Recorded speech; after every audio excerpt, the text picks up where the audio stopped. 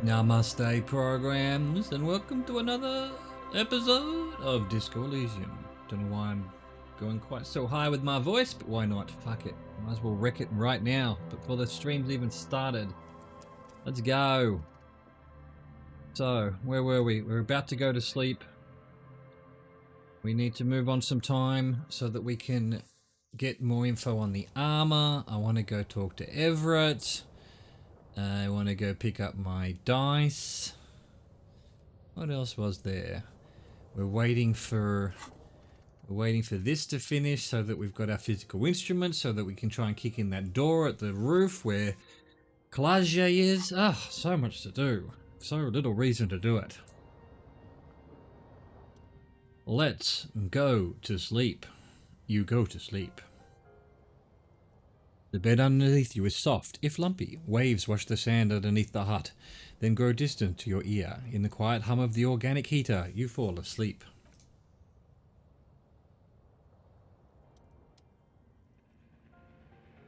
Like a deftly cast fishing net, sleep pulls you out of the world and into its dark shore. The rough mesh chafes. Then, tightening around you, it digs into your brain. Great, this is going to be really chill. Dark shore my ass, I know what this is. Yeah, just let me sleep. Great, this is going to be really chill. How have things been going for you out there? Helped anyone lately? Saved anyone lately? Murdered anyone lately? Rhetoric, this bastard isn't even listening to you. Because you know you are a murderer. A disco music listening psycho killer who offs poor people and then forgets about it. I don't care, that doesn't scare me. Okay, so I'm a murderer and that's bad. Shut up, I just want to sleep.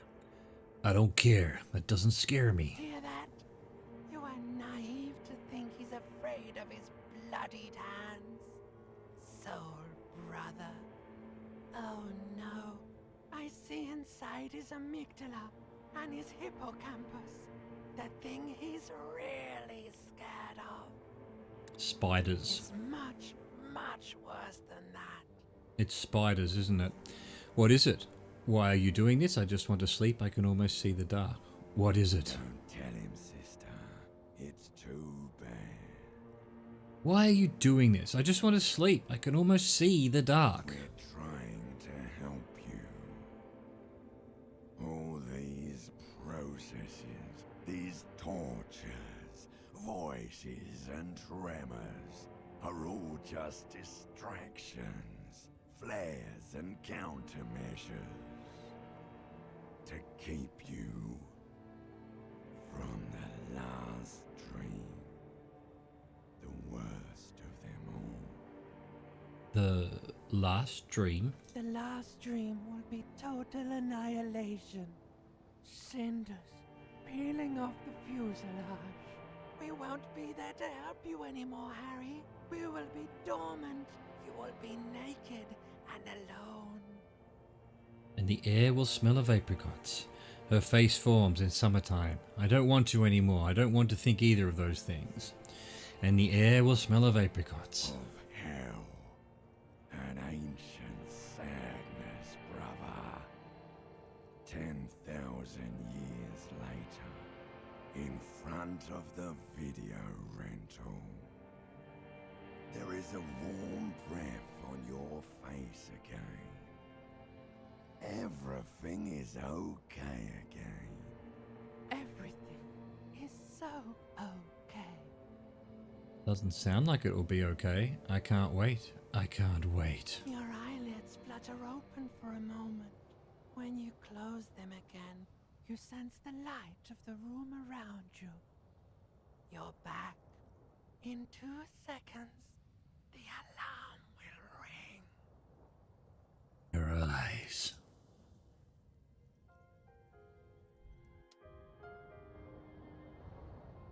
Open your eyes.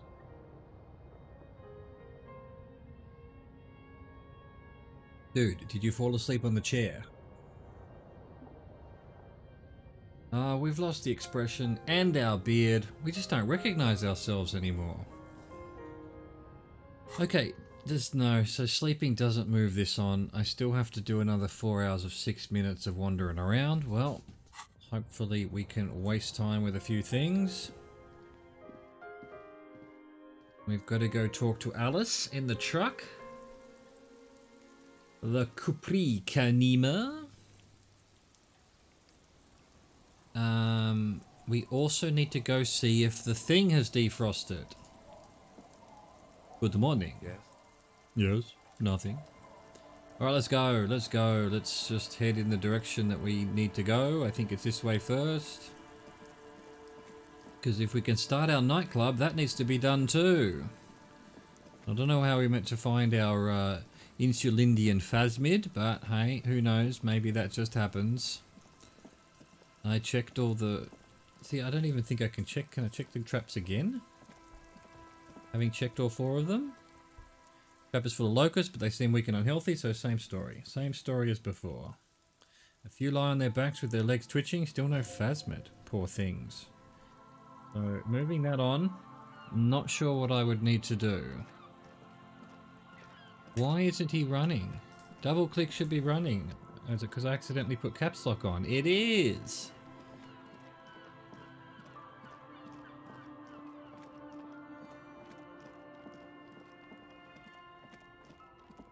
Alright, what's first?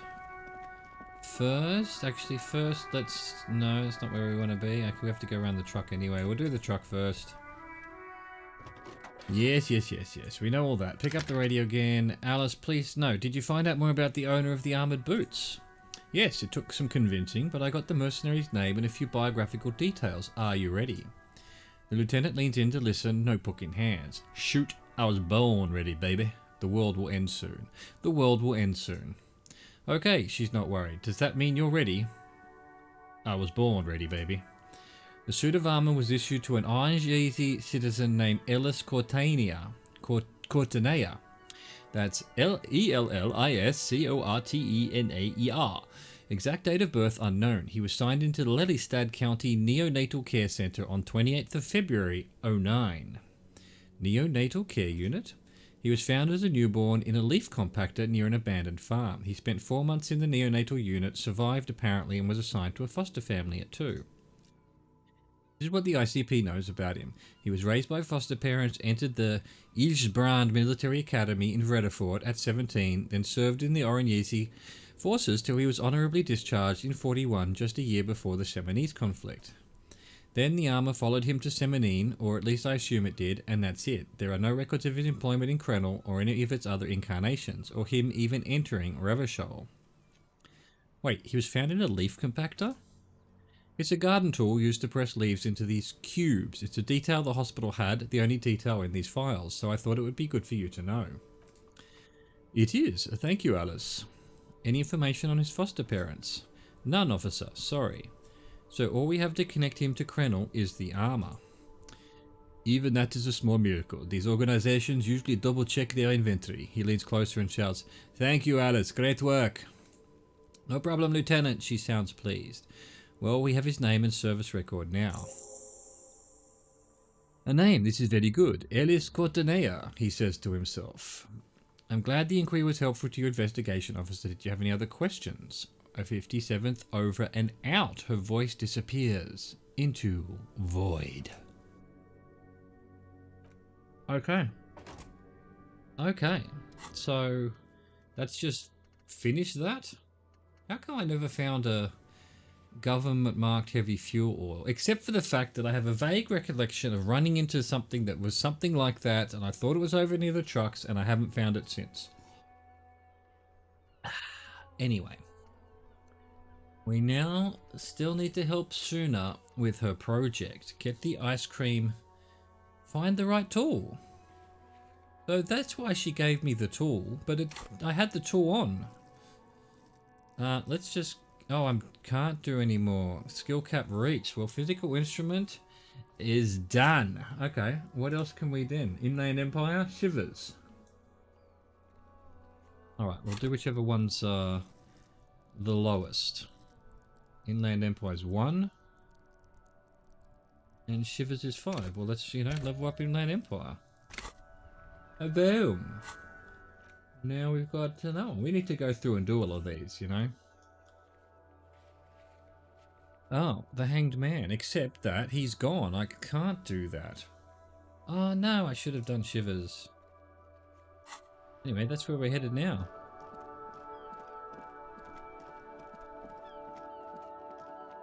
Entree.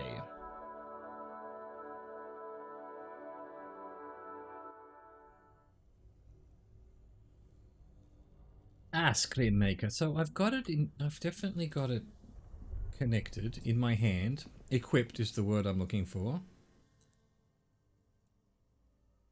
Better grip with gloves. How do I...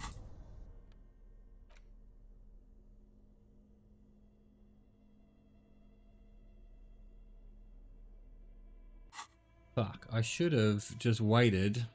I can't get physical instrument any further. Because I still need to wait for this to finish. Because it's giving me insomnia. Another 4 hours. Might have to just go buy a book and wait 4 hours. If all of this discussion with people doesn't move things on. 4 hours.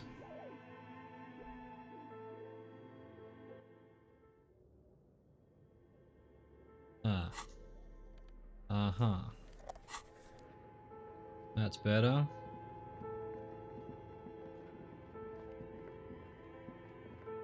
Oi, nerd. Where's me dice? What's you again? Are you looking for a die? I came to pick up my die. Very good. That would be 7 real for 1 custom die. Here you go. 1 universal die for Viral Untethered. The dice maker opens her desk drawer and hands you a die. Look at it. It feels icy. Just holding this die in your hand sends a jolt of cold down your spine. Through the dark resin, you can make out a nugget of bone hewn from an alligator's jaw. I have more questions about this building. No. More questions about the intercom. I've done everything there. We Gucci. So, what does this do? This standard 24-sided role-playing die can be used to get results for several dice. It's made of alligator jawbone cast in acrylic resin and embellished with frost motifs. Looks like a minuscule blizzard is stuck in there. Note, look at the map in tab in journal to see which white checks have opened. I see. This opens more white checks. Is that what you're telling me? No, it hasn't. You lie. That one's still blocked. So, can't redo it. So where was that in all of this?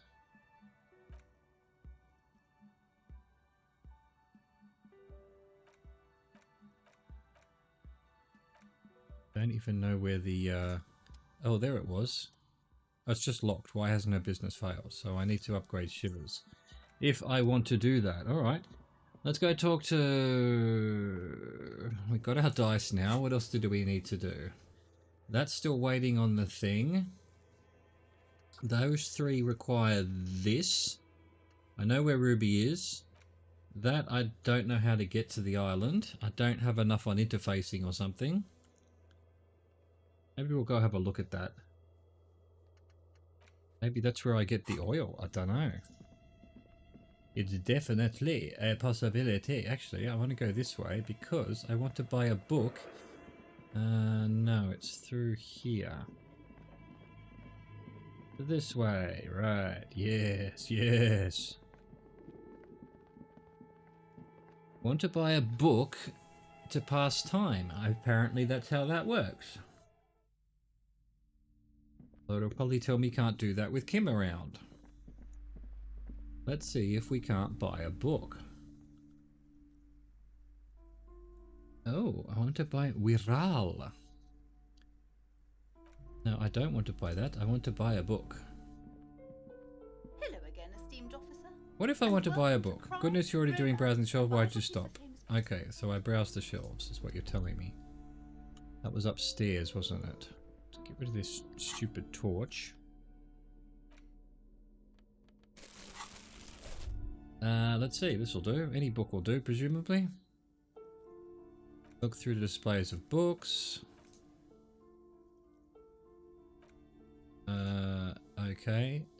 I've already read all of this, I'm sure. Dick Mullen dies. Who is Dick Mullen? We have here. Quick eye notices a small caterpillar crawling across the spine book. Title reads Dick Mullen, The Mistaken Identity. What do we have here? Mistaken Identity? A worn paperback from Dick Mullen's classic hard-boiled phase. The premise seems to be that Dick Mullen is framed for the murder of his best friend and has just a few days to prove his innocence. Why does this speak to me? Could it be the motives of unstable identities and shocking betrayals? It's probably right. I'm a complicated guy, full of contradictions. Then this is the book for you. I want to buy this Dick Mullen book. Done. Of course. Such violence and immorality. I mean, enjoy. Don't judge me, woman. Another Dick Mullen book woefully misrepresenting the police work. In this one, our detective returns from a trip having successfully solved a 100-year-old cold case only to embark on another. Does he finally face the taxing nature of his occupation? No, he doesn't even look like a normal law officer. In your hand, you hold Dick Mullen and the Mistaken. The brittle paperback feels fragile to examine the cover. The cover features a pastiche of different scenes. In the foreground, a man in a dark overcoat clutches a pistol to his chest. Rising up behind him are two silhouettes wrapped in a passionate embrace. The tagline reads, Detective Dick Mullen must prove his innocence after an old friend is murdered by someone who looks just like Dick Mullen. They seem to sum up the premise nicely. Are you really reading that, detective? I really need to know who this Dick Mullen guy is. I'm looking for advice on being a real detective. I'm just skimming it. That's probably for the best. These books aren't exactly famed for their tight plotting. Drama. It's much more about the dark and deadly. Atmosphere. Put the book away for now. But I assume that will pass time if I want it to. It did say in the text, you know, these things down here, the info text, the tips, that reading a book passes time. Okay, how much time do we still have to pass? 3 hours 52. God damn. Let's go talk to Everett. And then we're going to go see if we can get into the library.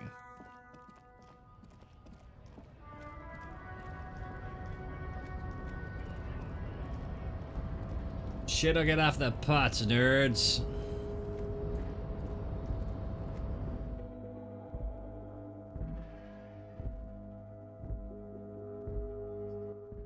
Then maybe we'll go see if we can do some of these white checks that have failed. Is one of them here? I think it is.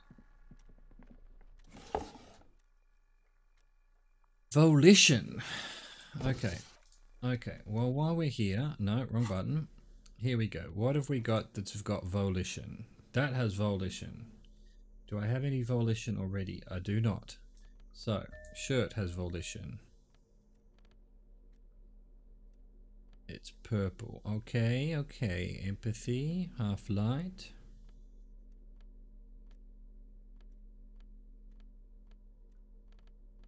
Not the best user interface, to be honest with you. Edge volition.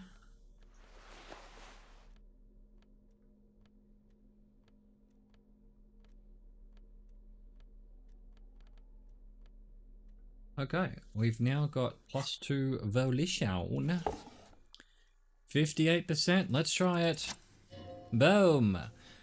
Whatever's hidden here is hidden well. Concentration isn't enough. Only a trained accountant with background in logistics would be able to really make sense of it. However, there is a little handwritten note stuck on the side of the drawer. Look at the note. It appears to be a to-do list written in large, uneven capital letters. Remember, Leo, Everart's shoes, special whirling borscht, water Everart's plants, sweep office floor, more banners. All items on the list have been crossed out and the note itself is crumpled. Turn to the lieutenant. Look, Kim, a to-do note with a list of errands for Everart. He inspects the note. One of his aides must have left it. Nothing incriminating here. Logic. The special borscht seems a bit odd in the list. Electrochemistry. What is so special about this borscht? Code for drugs, booze, blood? Take another look at the note. Right. How utterly exciting that was. Anything here? Nothing much to do here, it says. So really, you should just become an inactive object, if you ask my humble opinion. Which you didn't. Alright, where are we headed? This way.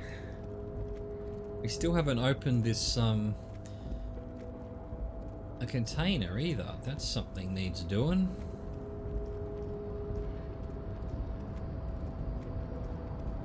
What was it? Physical instrument?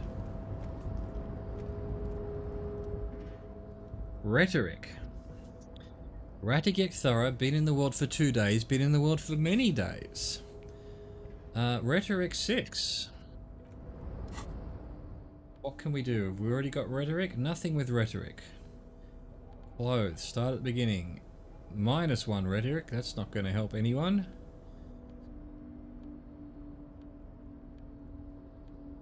No rhetoric at all. I think one of them had rhetoric. This one has rhetoric. There you go. Polo shirt. Land Empire. Logic, drama, electrochemistry, pain threshold. Come on the rhetoric. Come on the rhetoric. There we go. That has rhetoric. And drama and Maslowian bullshit. We've now got +2 rhetoric. 58%, let's try it. It's a failure. Why are you even trying to open a door with rhetoric? Because getting physical wasn't an option. Because that wasn't an option, the lieutenant looked startled. Using my body over my wits. Now is not the time to get philosophical, detective. You can do that after hours. Alright, so we would need to put points in rhetoric to continue with that one. What an annoyment. Where am I going? Here.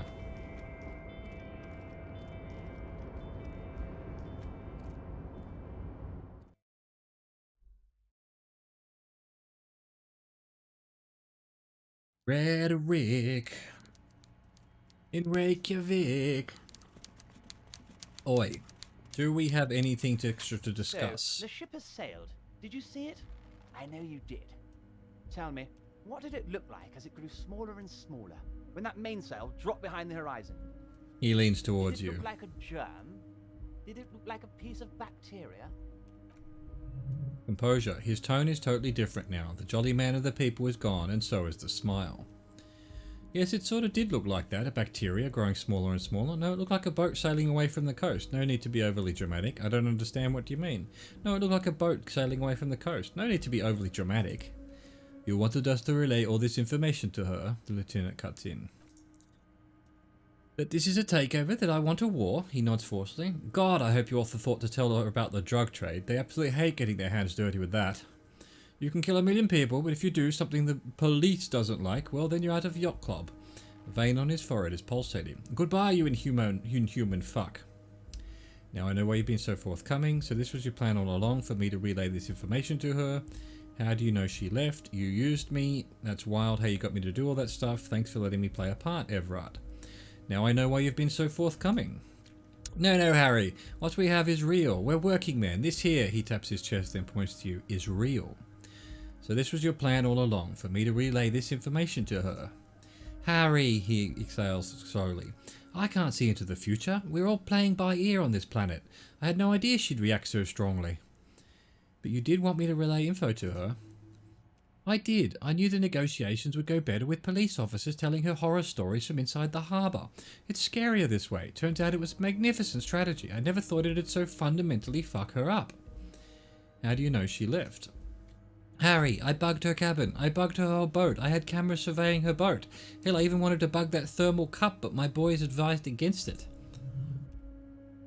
Savoir faire. They must have done it while Joyce was busy questioning the locals. So you've been listening to our conversations all the time. Not me personally, he stretches his arm like a discus thrower. I had guys recording and processing this information for me. The Hardy Boys? Hell no, he exclaims. They'd fuck it up. They can't do anything right. I mean my real boys, my special task force boys. Where are these boys? They sure as hell aren't hanging out in the open with beers in their hands for the cops to question, he bursts out laughing. They're pros, Mr. Kitsuragi. Thanks for letting me play a part, Everett. Harry, you made a conscious decision to relay that information to her. You could have kept it to yourself. You used my intellectual curiosity against me, but she told me a beautiful story about the discovery of insulinde. But she said she's insane, like me. But she told me a beautiful story about the discovery of insulinde. Of course she did. Rich people have the best stories. All about the interesting things they've done and seen, all the beautiful places they've been to. It's just sentimentalism. She can afford to be sentimental, and she can afford to lose as well. You used my intellectual curiosity against me. Against you? He's taken aback. Oh, Harry, I'd like to think I used it for you.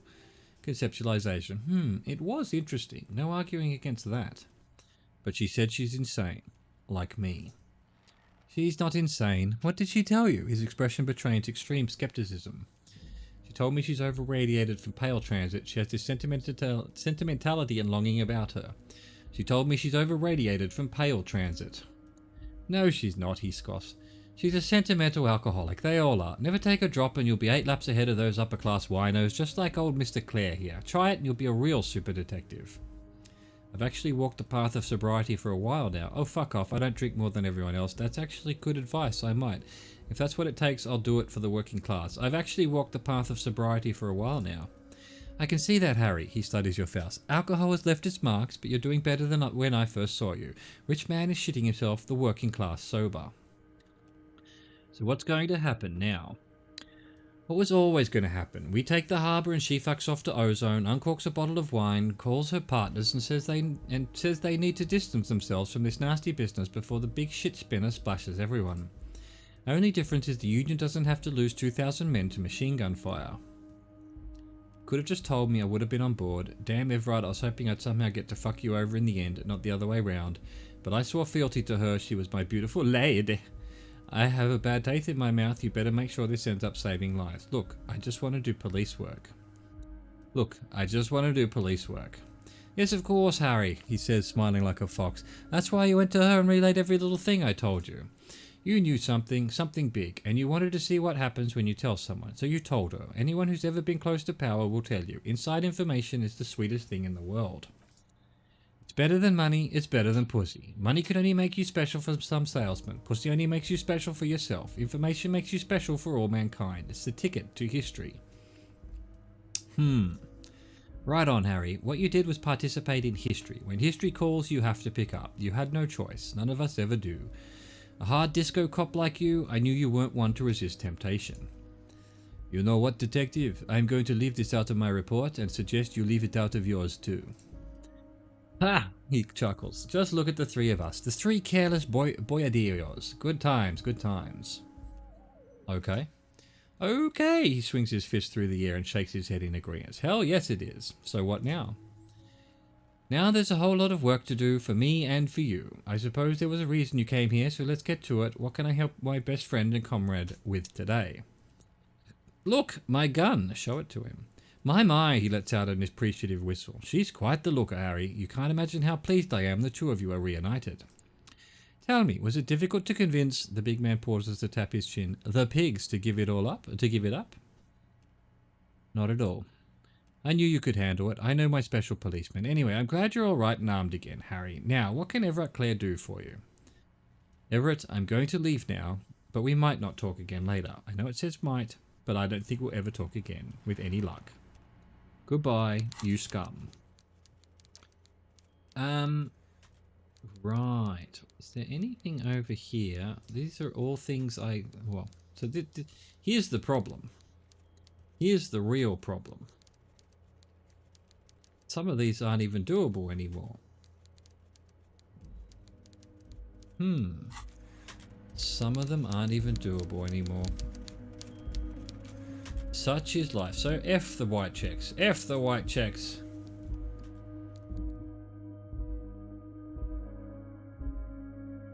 Who's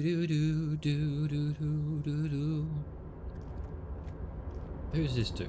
Let's just talk to everyone we can while we're here. Mister. I need to be back to talk with old Leah here. Yes, I Yeah, did. I'm sure. Yes, I did. It's like Lady Larisse. Are you the Leah who wrote the note to make more banners? Oh, yes, he replies excitedly. I leave all kind of notes for myself. And that old head of mine ain't so good at keeping things in no more. I almost forgot about the borscht. What was that about the borscht? Oh yes, I've been taking special whirling borscht to the men every day since the strike started. The little guy chuckles merrily. It's very, very good. Makes a man feel so warm and happy. He shakes his head with a wide smile. I feel like I could take on Mr. Reynold Din's boar dogs every time the lunch is done. Electrochemistry. Power borscht, huh? Never heard of a borscht that turns little guys into dogfighters. Alcohol one, however. What do you mean by taking this soup to the men? Is it for striking? Yes, yes, I'm taking it to them. The borscht keeps them happy and in fighting spirits. Makes you all warm inside. They brew it in the whirling and rags. Hold up, who makes it at the whirling? Oh, the whirling's cook, he makes it. Them is always talking with Mr. Manana in that weird language and laughing together. He doesn't speak what we speak. He's from Grad. Looks like the borscht is spiked. I'm gonna look into it. Accept task. The special borscht. Oh sure, mister, sure, little guy nods. You do that, yes sir. Composure. He didn't actually understand what you meant and now he's just nodding along. Interesting. The special borscht. Okay. Alright. If that's how it has to be, that's how it has to be. Still 3 hours and 16 minutes to go. Sometime around midday. Alright, can't do that. Failed that. Come on, please go down the stairs. Please? Please?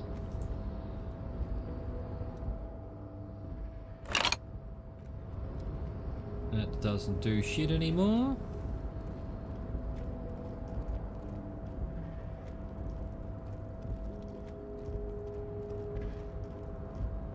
Do. So, do we go talk about the tattoos to his buddy, the guy who got killed's buddy? It is one of my quests, so I guess we should do it, huh? Why the hell not?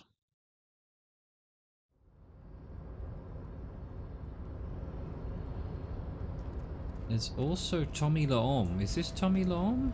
He had a white check as well. Hola, wandering man. How can I help you? Oh no, he's Banyana. Where's Tommy Laom? Tommy the man. Okay, big fella. We're going to have a chat to you, even though we were told by everyone that that would be risky. So, we're going to save. Although, I don't think I'll make any difference, even if I won't go back. I'm not a save scummer. Not in this. Right to work! Shame on you! Are you a mercenary hired by Wild Pines? Hell no, I'm just an honest scab. I won't have talk like that around here, you understand? Drama. It just has to be said that was not a convincing line. Say very quietly, is there a tribunal being convened by any chance? Fucking bug, he reaches out slowly, his giant chest deflating, his mouth slightly open. Rhetoric, I'm going to interpret that as a yes, there's a tribunal and it won't be long until it's ready. How about you fuck off now, huh? Okay, of course, the lieutenant says, his voice a soothing calm. He looks at you. Okay, back off. I think you may be able to help me decipher some tattoos. Take out the picture. Don't think so, he grunts, barely glancing at it. They're on the body of the man who was hanged behind the cafeteria there. Give him the photo. It was on your colonel. Give him the photo. We're investigating a murder. These tattoos were on the victim's body. Give him the photo. Of course. Yes, forget about that. Let's discuss something else. Now, was it dangerous to suggest that I knew he was a mercenary, or was it just... We're gonna risk everything. It was on your colonel. Give him the photo. Wordless, he takes the photo and looks at it. Grey eyes dart back and forth on the glossy surface, his face unmoving. Composure, hard as stone, but beneath it. After a while, he cranes his head side to side and sighs. Fucking loincloths really did him in. Loincloths? Yeah. Physical instrument. He's clenching his teeth. There is silent pressure behind them. Can you tell me what the tattoo means? What it means, he points to one tiny star in a web of lines away from the man's heart, almost in his stomach. I can tell you what that one means. Only one. He squints at it. It's so small. You want to hear what happened here? Yes. Our colonel is deep in the bush here. Deep in the fucking bush in Benatal 41 Monsoon season. He's on a reconnaissance mission. Encyclopedia. Benatal is one of the inhabited islands of the Seminoles archipelago near the Pale. Covered in jungle, it was the anchor point for the Seminoles nationalists in the proxy war held on the islanders' territory. He spent a month behind enemy lines scouting Kip villages. Nothing but fucking bugs and snakes for fun. Men are getting restless. There's talk of switching employers. He licks his lip as if drunk suddenly. Pain threshold. With some strange emotion, this is about to get really graphic. Last moment to back off. Don't interrupt him. Hear it. Our boy, he's only a captain then, but he knows how these men think. If they don't see action soon, his voice gets strangely quiet. A long, long way from right to work. His gaze pierces the paper. At dawn, he comes upon two Kips breeding in the bushes by the river. Or maybe they weren't breeding, maybe they're just making eyes at each other. I like to think they were breeding. We shot the boy, he was useless, but the girl, she was nice. Little fat, you know, but not too old. Say nothing. She was quite the entertainment for the week she lasted. Expired in the hands of Sarge Mason, the kind of guy who'd make chief there. He nods towards the man on the gates. Shit his pants and cry like a bitch. God, he suddenly bursts out laughing. Mason couldn't let go. Cut the tits off her cold body and fucking ate them. Said primitive spirits were watching over him now. Suddenly the laughter stops. Drowned in a creek a week later. Spirits my ass. Something stirs in your stomach. You were there? No, I was in the domain, in Jamrock, being a bouncer. You're not really a scab leader, are you? Fucking mask is getting sweaty. I want to take my mask off, but he shrugs. You can have that. Conclude. Nah, you earned it. He turns towards the gate slowly and yells, Alright now, free commerce, keep the goods flowing. Visual calculus. On the photo in your hands, the dead man's skin is studded with stars, tens, hundreds of them littering his dead skin. What did that achieve? Achieved absolutely nothing. Apart from ticking something off. Okay, consider it ticked off. Wait. Anything else around here? What's this? Something I couldn't get into. Look in the window. Lorryman's cabin, person sticking insignia. You think this lorry belongs to our tough guy? Likely yes. This guy's proud of who he is, drapes it all over his machine. There he is in front of Fritter, smoking nervously, hoping it's over. This guy? Is that guy you're talking about? Again, I thought it was somewhere here that there was drums of something, but I can't find it anymore. I was meant to talk to her about something ages ago, but it never panned out. The woman is still hunched over the railing, her head swaying to the music, her eyes looking at nothing in particular. Snap your fingers in front of her face. Huh? That flicked What do you want? That flicked a switch somewhere.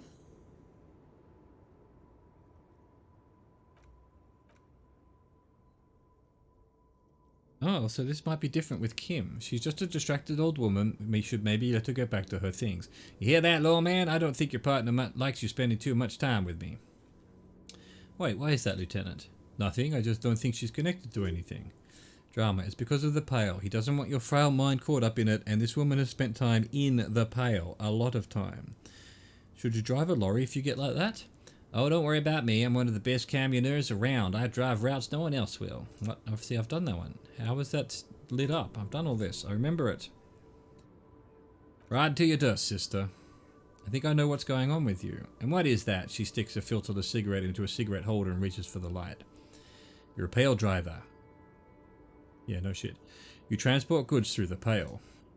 Great, the lieutenant concedes with a head shake. He asked the Pines rep about the Pale, and now he's talking to everyone about it. Fine then, he says. Try not to black out again, and don't contemplate, we don't have time for that. Conceptualization. It's death, but for the universe? Oh, we're contemplating the living shit out of this. Oh, I'm contemplating, Kim. I'm drawing existential conclusions from this. Yeah, no, just for detective words, that's all. Everything is related to Pale, my condition, the case, everything. It's all entropoenetic. Entropoenetic. Oh, I'm contemplating, Kim. I'm drawing existential conclusions from this. Exactly what I didn't want you to do, he sighs and then turns to the woman. Ma'am, my partner wanted to know if you work in Pale transport. No offense, but your partner, she lights a cigarette, a white and silver cloud of smoke disappears into her mouth. Seems like a bit of an idiot. She breathes out, the air tastes sweet. Republica, a filterless cigarette from Mesker. I blacked out after okay. Probably smell the air. That's not very healthy. I blacked out after a night of heavy drinking and lost all memory of the world. I blacked out from sheer heartbreak and lost all memory of the world. I'm not an idiot. I'm a detective with the RCM. Don't say I'm an idiot. I blacked out from sheer heartbreak and lost all memory of the world.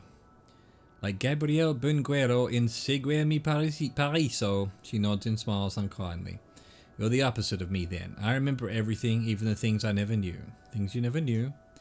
The smell liquor on Gabriel's lips after the shoot.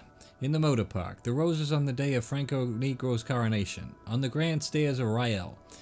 The smoke from the fowling piece when Dolores Day was shot.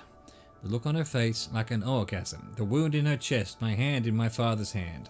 She closes her eyes, her eyelids trembling. Except I never had a father, and I never shot her innocence Dolores Day. Over radiation? Heroic doses, Elzerife, heroic. Isn't that dangerous? Thought insertion, dithering, the grad catla magistral, she savors the lungful. It's more than dangerous, it's sad. But at first I had to make a living. Now, when you've seen it go all the way like that, rolling off the sea, and then come back to this, she gestures at the square, the broken horse monument, the clanging of machines in the distance. What are we doing here? For thousands of years, Gabriel, it doesn't have to be like this. We can just give up. We can just become vapor. What does it look like, the pale? Like looking into the ocean at night, in the dark, and you cannot see it, but you know it's there, and it's big, bigger than anything, bigger than all the other things combined. What does it feel like?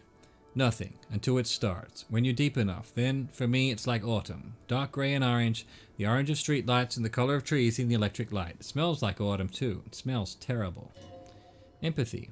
Nostalgia, cooped up in the cabin, shaking. Terrible nostalgia. For yourself, for humans, it's too much to bear. She loves it. How do you pass through it? In the belly of an airship behind steel windows, so you don't look straight into it. It's not advised to look into it.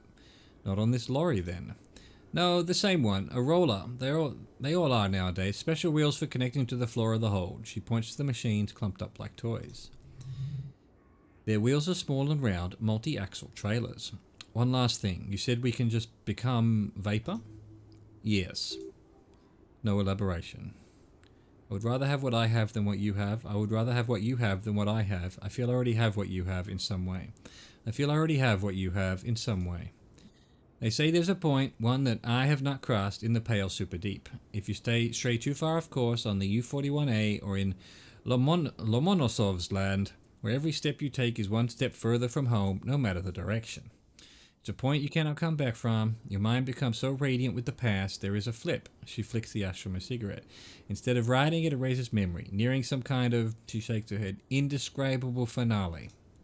Maybe you've been down the motorway south. She looks at her cigarette. It's almost out. She has swallowed it hungrily. Then at you. The motorway south? It's a story of us longhaulsmen tell. Longhaulsmen, Zarif, not pale drivers, way beyond the established pale that's lit by radio frequencies, where it goes silent. And dark, and the process begins. Erasure, kilometre by kilometre, in any direction. The motorway south is a road you cannot come back from. What is the end of the motorway south? No one knows what's at the end. She takes a cigarette out of the cigarette holder and extinguishes it. I've only glimpsed the beginning. I've only felt it in the distance when I was a child. She goes silent, her eyes close, and her hands shake. A child rowing on the lake. Ma'am? Hoisanana. Hoisiana. A sigh escapes her lips, then silence as she stares within herself. Empathy. There is nothing more to do now. She's far away. Conceptualization. She is receding, in the clutches of some indescribable scattered emotion. A child, descending. Kim. You've fried both your brains enough for today, detective. He inspects her. No response. Let's get some air. This one's far gone. He shakes his head silently as he turns to leave. What in the actual fuck? Okay. 2:27 to go. Let's just keep looking around. And I feel like it was something down here. I don't see anything that looks like it could be oil. So we're screwed. We've already done that.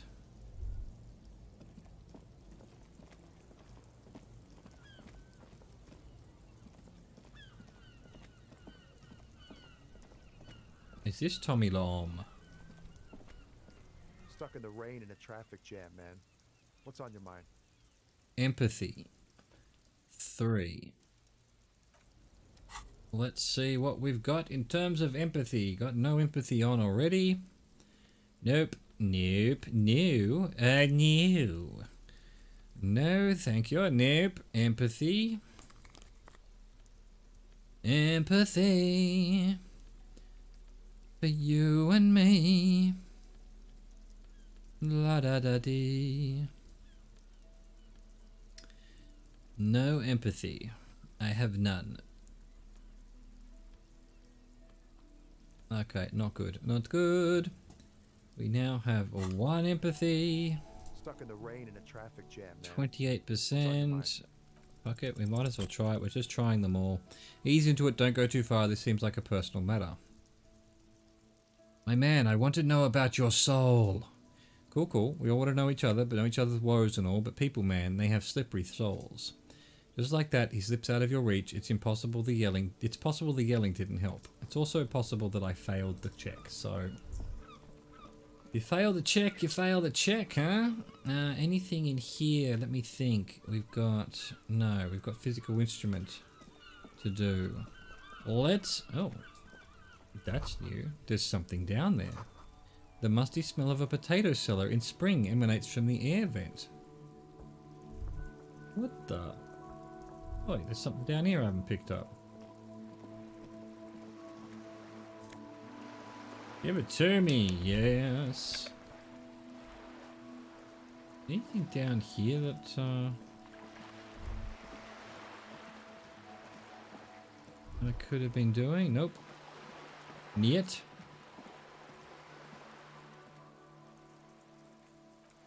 Okay. Let's just head to see if we can somehow get onto the island. That was the next thing to look at. And then we will try and read a book, see if that passes time at all. Where am I going? This way. Wait, there's a door here. Oh, that's here. That's that shop. That's the old shopperoonie. That's just telling me I picked up some tear.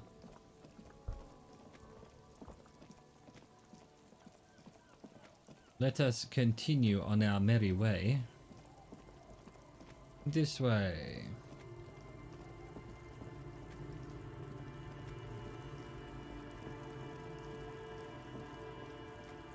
Past the houses.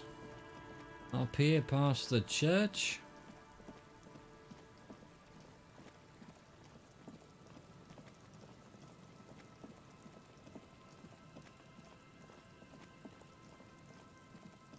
Get out of my road, Kim. Kim, you're in my road. I'm not okay with it.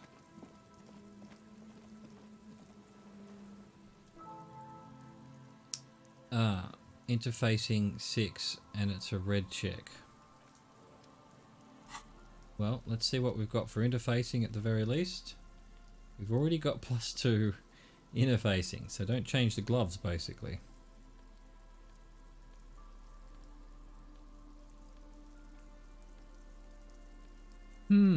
Anything else with interfacing? No, I've already got gloves with +2 interfacing, don't want +1 interfacing.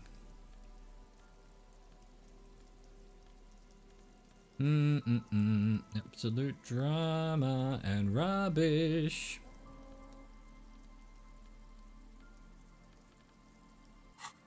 Well, here's the problem with this. I'm heading towards the end of the game, right? So I'm going to have to just try it. It's a red check.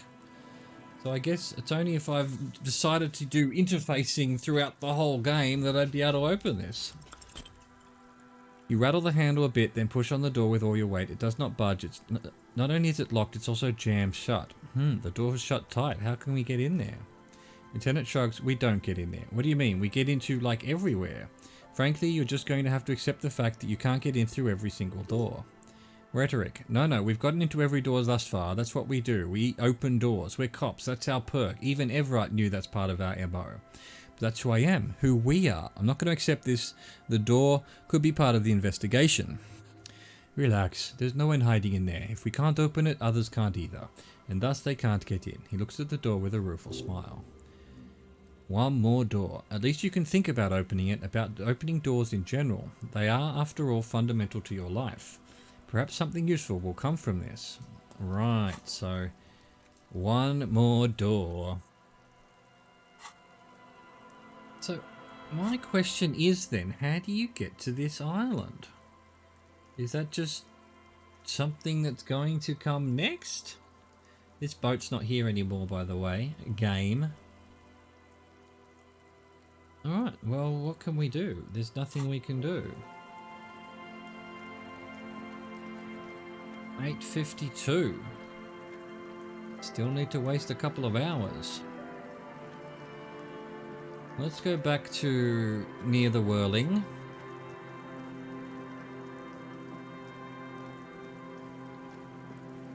And see what happens when we read the book. I think there's a bench over there too. I think from memory the benches are meant to move on time, but the bench here, for example, I can't use because Kim's around. Wooden planks of the bench do not look overly comforting. The lieutenant looks down the street. We can sit on benches after we've solved the murder. Let's go.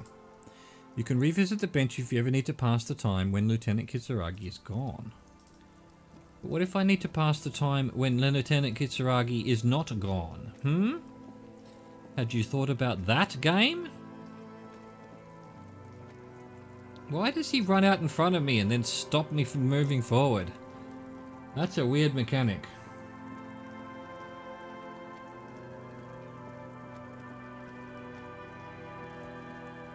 And then he just stops there.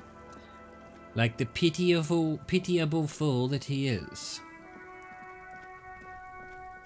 Right, where's this bench over here somewhere?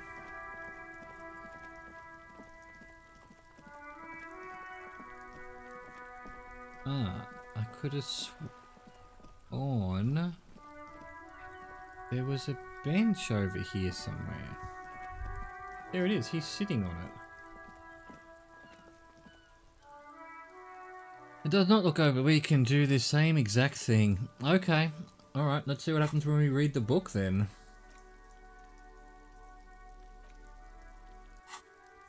Start reading. Story opens with a knock at the door. Detective Nick Mullen is greeted by an old friend, Charlie Spillane, who's come to Mullen to ask a favour on this dark and cold night. Spillane needs Mullen to drive him from the Vesper to a small town along the Insular Indian coast. Despite his friend's apparent agitation, Mullen does as he's asked, then returns home where he passes out drunk as he does most nights. Look, I can't judge. 2 days later, Mullen is arrested by the Vesper police and charged with the murder of Charlie Spillane. At his interrogation, Mullen learns that Charlie Spillane was shot in a bar in the very town Mullen dropped him off in by a man matching Mullen's description. Desperate to clear his name, Mullen manages to convince the Vesper police to release him for 3 days so that Mullen may solve his friend's murder and prove his innocence. The cops release their prime murder subject so he can find the real killer. Are you shitting me? What's the matter, detective? The lieutenant turns to you at the start. I don't know who's writing this shit, but I get the feeling they aren't experts on homicide investigations. The lieutenant shrugs, resigned to the idea that his profession will rarely, if ever, be accurately represented in art and literature. Okay, so Mullen didn't do it. Of course Mullen didn't do it. That's the whole premise of the book. Anyway, Mullen returns to the seaside bar where Spillane was murdered and meets a beautiful, mysterious woman named Deanna Deneuve. Nice, a dame. And not just any dame, she's truly one in a million, a knockout whose mind is as dangerous as her curves, but she's got a secret. Man, who doesn't? Secrets are the currency of human relations.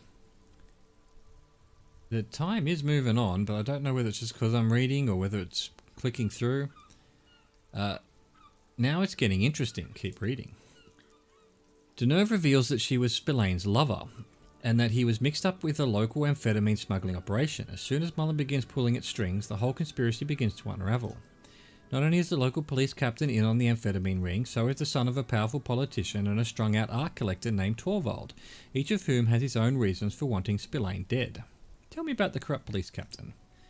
Outwardly, the old police captain is a real law and order crypto-fascist, a barrel-chested man who's been beaten his share of suspects to pulp. But he's also dirty and increasingly paranoid that someone's going to expose his role in the drug ring. He would certainly have the motive and the means, but the captain walks with a noticeable limp from an old war injury. Is it possible he was able to conceal it long enough to commit the murder? I want to hear about the politician's son.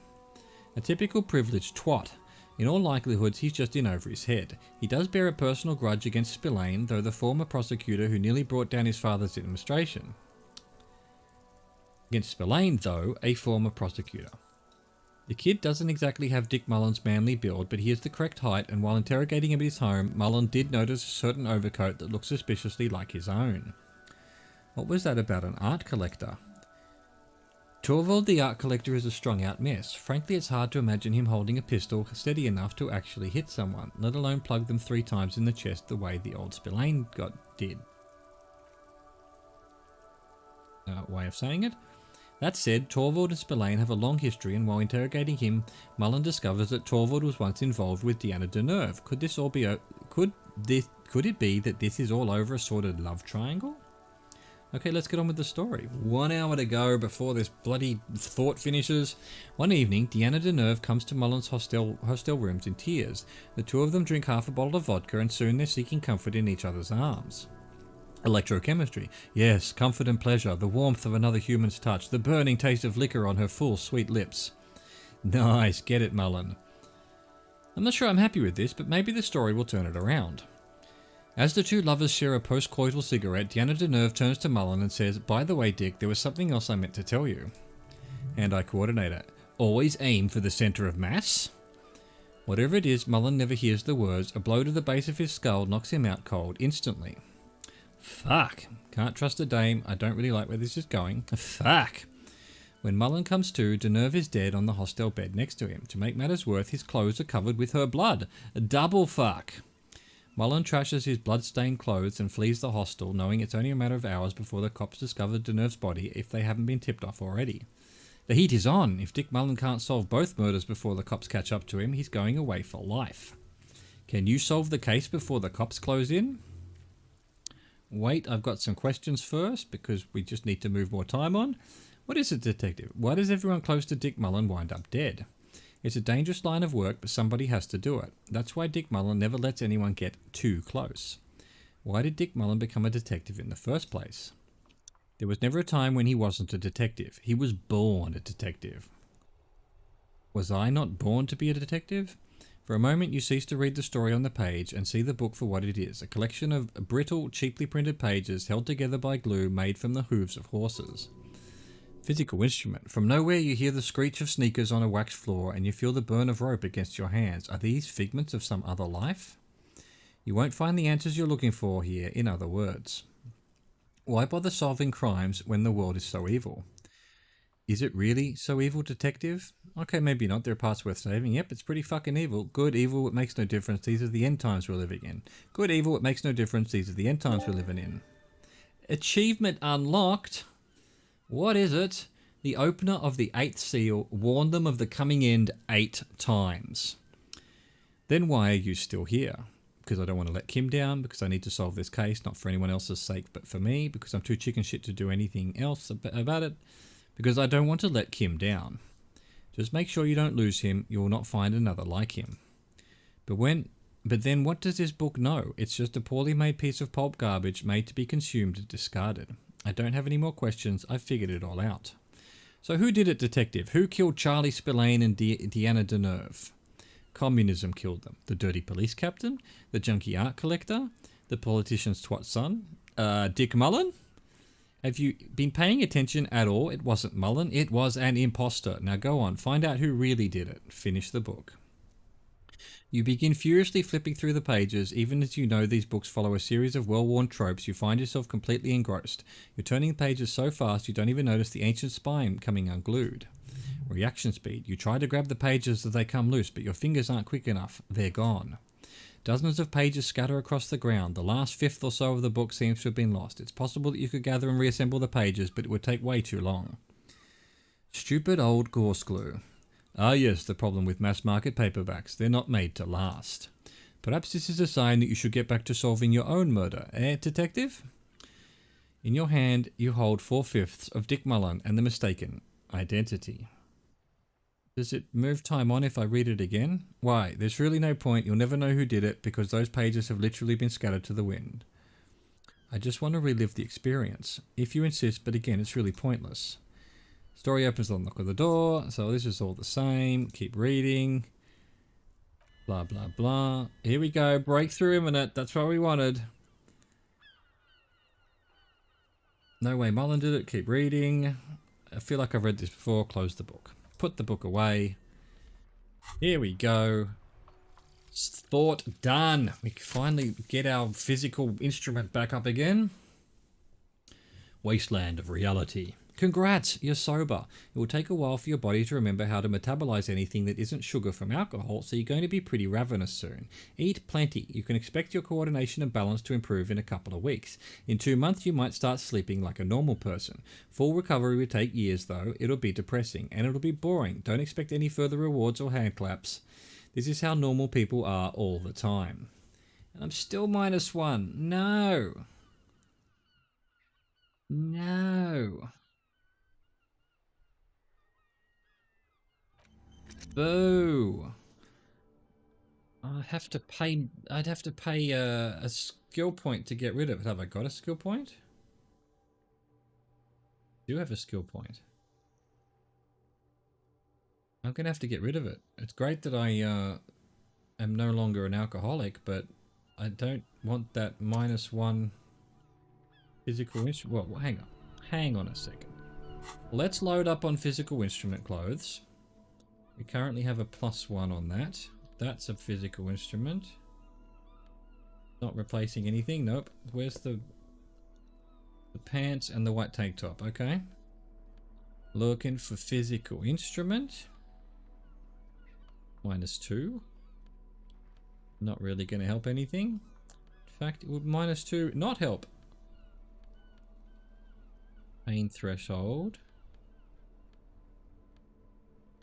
Drama. Thought I had a few physical instruments, to be honest. Pain threshold. Drama. Okay. So we can get up to +2, putting our total physical instrument at 3. Let's see if that means we can open the... If we have to, we will get rid of the thought. Or we could just put... Oh, I can't put any more points into physical instruments. So, let's see what that gets us to here. 72%. Ah. Oh, the die helps.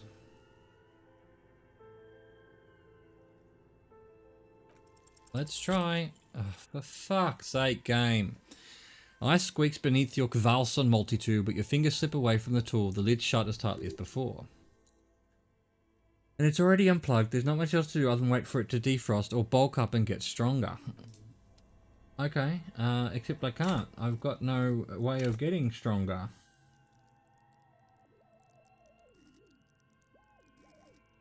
See, this is a huge... I'm going to have to wait for it to defrost, I get. What do I wait till the next day or something? It's already been a whole day.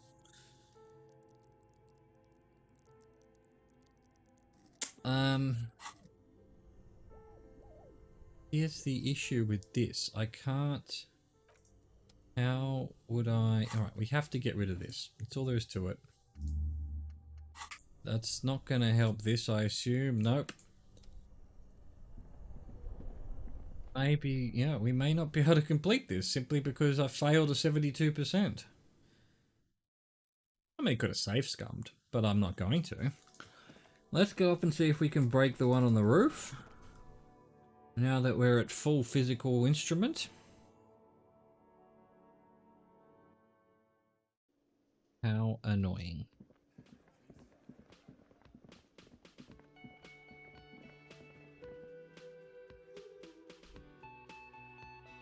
Let's have to wait a couple of days to do that.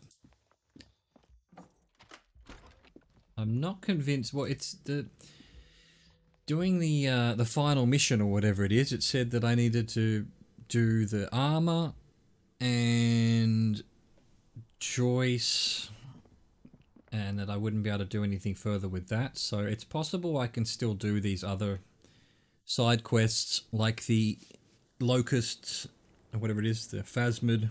Hello, officer. What brings you up here again? Shivers, 5. Alright, actually, we're trying the door. What can the door? It's still 28%. Wow. Well, fuck it. If we fail a 72, maybe we'll... Okay. Okay, fair enough. Oh, it didn't actually take my health this time. Oh, now it does. Alright, well, we're out of health. Demolish the place. There must be another way in there. How? Through the kitchen door, perhaps. Let's explore rather than destroy. Well, I've looked there. I've looked everywhere there. What am I supposed to do? Shivers. Okay. Let's put Shivers gear on. If we have any Shivers gear. I don't know that we do. Let's have a look. +1 Shivers.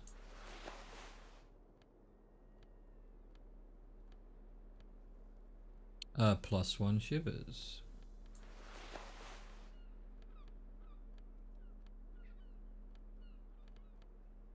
Give me the shivers. Why haven't you got more shivers? Okay. Good enough. Hello, Another couple. officer. What brings you up here again? Still only 42%. Well, let's try. Nothing happens. There is a massive droplets above the planetary body, colourless, merging into one another. The sky is low and cold. You hear the distant murmur of motor connections somewhere south of here. That is all. I have to say, it is a little bit weird that this game...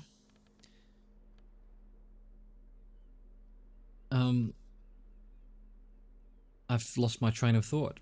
That this game you could possibly not ever finish properly because of just random... but RNGs. You know, and especially there's a couple of times I had like 92% and I failed. I mean, that makes life very difficult. Let's see, jackets. What's jackets? Just a +2. Oh, we're gonna +2 is fine. I'll take a +2. Let's see, shirt. Have we got a better shirt? +0, +0. Yes, that's our better shirt. Let's see, pants. I think we keep those ones. We got better glasses. I don't think we do. -2. We don't want that scarf. That's a little bit rubbish. Why is it making a beep? Why is it a beep? That'll do. That'll do. We're going to take a quick break. Because it's been, well, it's been an hour and 10 minutes. I need to get up and move around. Just for health's sake. Be right back.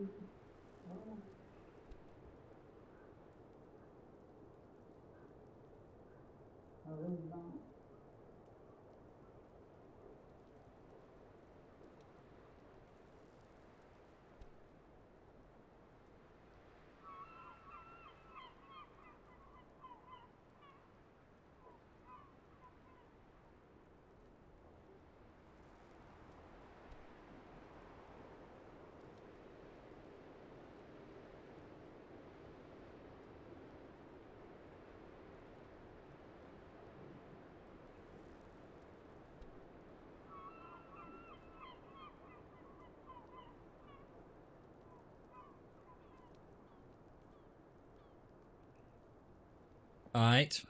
Alright. Save.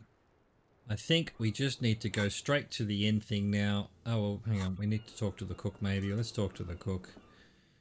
Maybe that helps us get into the fucking door or something. Who knows? Who the fuck knows?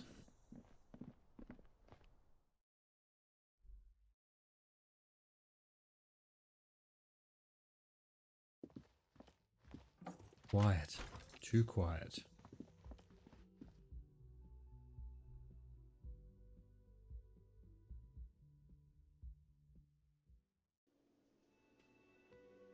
Talk to the chef. There's the chef. Let me know about your special borscht. Leo says you're friend with Manana. Is that true? The mention of Manana gets his attention. He smiles and delivers a whole slew of unfamiliar words and lively gestures. Then he falls silent again. They're friends. What is in that borscht you're making there? Point to the large pot. The man says a couple of sentences in that strange language of his and then seems to wait for you to speak. Rhetoric, I'm pretty sure he asked you a question. He doesn't know your language. You can just say something cool in return. Yes, nod, no, shake your head. Mercury rising, run your fingers through your hair. Sorry, I don't understand you. Mercury rising. The man looks at you, then at the soup. His face lightens up. He picks up a bottle from the shelf.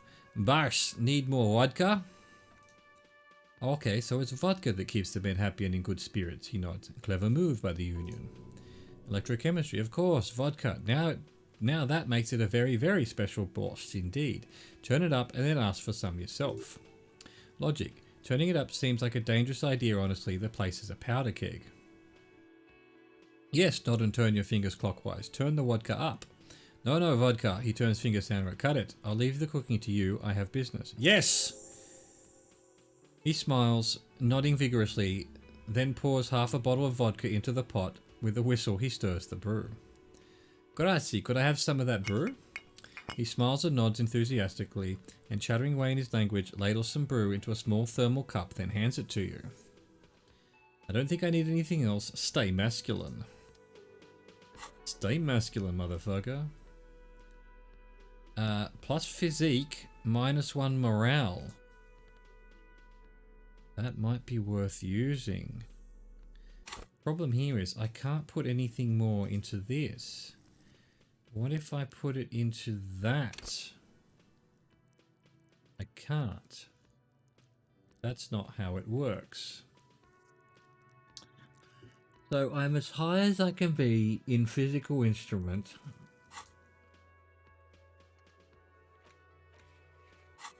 Fucking hell. So what can I possibly do?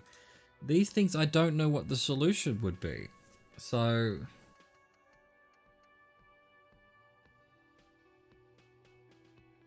what was the Kingdom of No?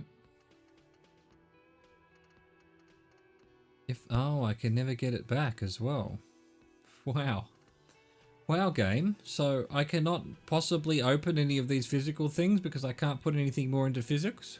Unless I happen to know which one of these would possibly give me more points into... which I'd just have to guess. I wouldn't be able to know. I guess we're done with that then.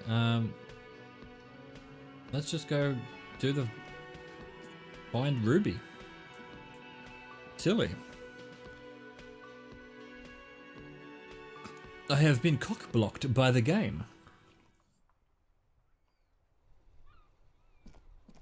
Let's just go. Let's just go. Let's not worry about it. Don't know how long it would take to defrost, so I don't know why I'm going that way. That's the wrong way. This is the correct way.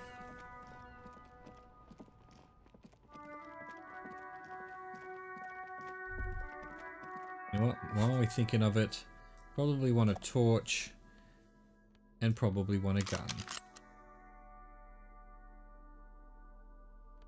Do I have any bullets? You've got 2 bullets. Holding the gun feels natural and satisfying. It's like an extension of your arm, the polished wooden handle almost fusing into your palm. I think my hand recognizes it. Oh, thank you. It reminds you of the day you first held it with fear and respect, hoping you don't have to use it in vain. The sun was out in Jamrock. It was so long ago. This gun, Sunrise Parabellum, will be the only thing standing between you and the all-consuming nothingness that threatens to eat the world. Sheath it and wait, Herald. It won't be long now. You know what? Let's go to the shop and see if I can buy some fucking Nosafed. Because I need healing. Well, I've only got 2 HP, 2 health bars, whatever you want to call it. What's this guy? Should I talk to this guy again? Looking for something, Hunt? No, fuck you. Fuck you, asshole.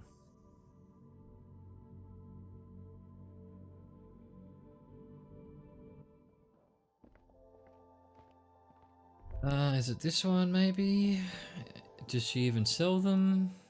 Can I have Nosafed? Yes. 1, 2, let's take her over a bunch of them. Let's go. We've got 5 of everything. There we go. What's this do? Plus 3 morale. Plus 1 morale. Oh, that's plus 3 health. That would have been better. Okay. Get everything up to 8 then, just in case this final thing's a fight, which, given the game's just been a talk fest this whole time, I doubt it. Let me just throw my mouse upside down. There we go. Let's get the mouse back where it should be. And let's go. Fear me with my flashlight and gun, you fools.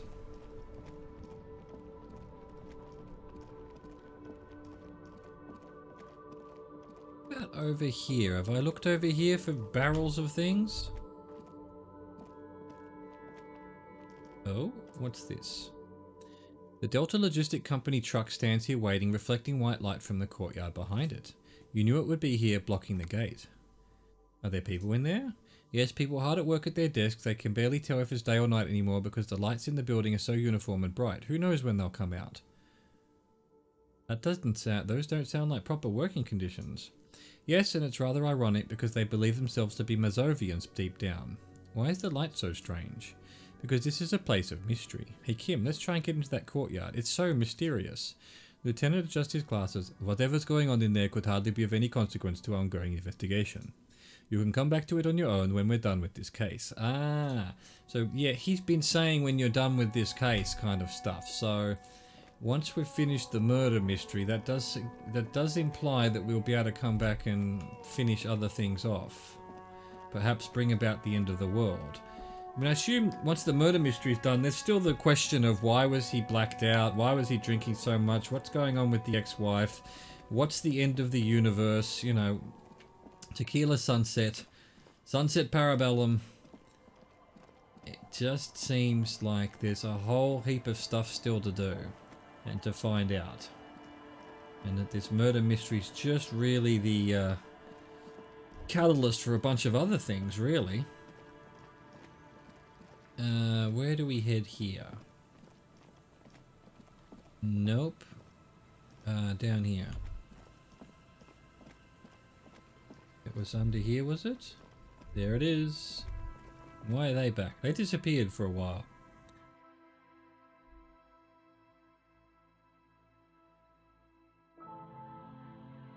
Let's get it going. Get out of here, rats.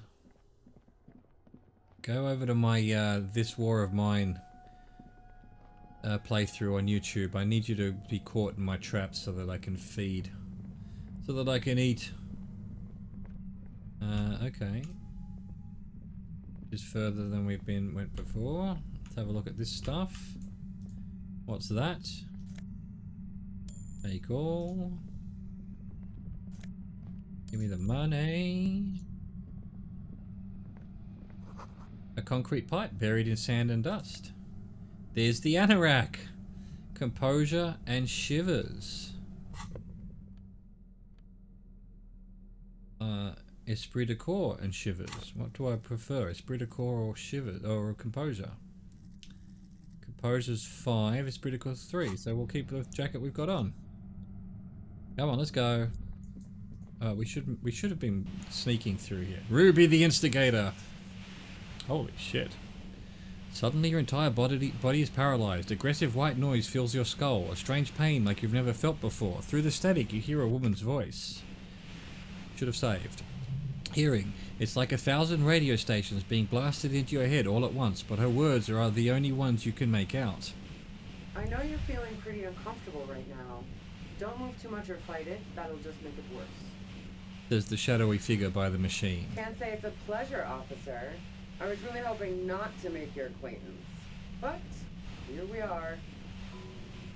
Pain threshold. As she says the word officer, you feel a spike in the agony. It sounds like the entire radio frequency range is screaming directly into your neural pathways. Cover your ears. No, that has damaged my health. No, buddy, that's not going to help. You can't shield yourself from this. This is an entirely new type of experience, way worse than all previous ones. What's happening to me? Pale latitude compressor. You and your partner have been caught in its field. Conceptualization. I hate to interrupt the deafening pain you're in, but Joyce said it was possible to force dimensions by using radio waves. This must be one of the devices used to send radio signals across the Pale. You're using one of those devices used to send signals through the Pale on me. Wow, check out the big brains on you. You're not entirely wrong. She sounds impressed. Pale latitude compressor. Bzzz, 136841. Bzzz, 37891303. Bzzz. The pale latitude compressor is used to sort of make the Pale more manageable. With a lot of these, you can force a radio signal grid on the Pale. Literally crunch the distance across it. Signals are relayed across a series of repeater stations fixed to buoys.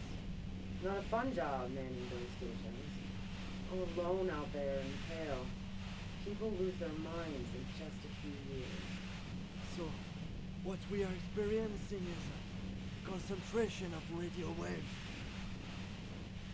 He gestures towards something with great effort. Precisely. This is an industrial strength paraboloid. It's meant for forcing dimensions on something that doesn't have them. Needless to say, the frequencies used are out of this world. At the upper limit is the large prime number generator station. It's used specifically for pale latitude compression. That's why you might be hearing some numbers. But you might also hear, or think you're hearing, local radio chatter.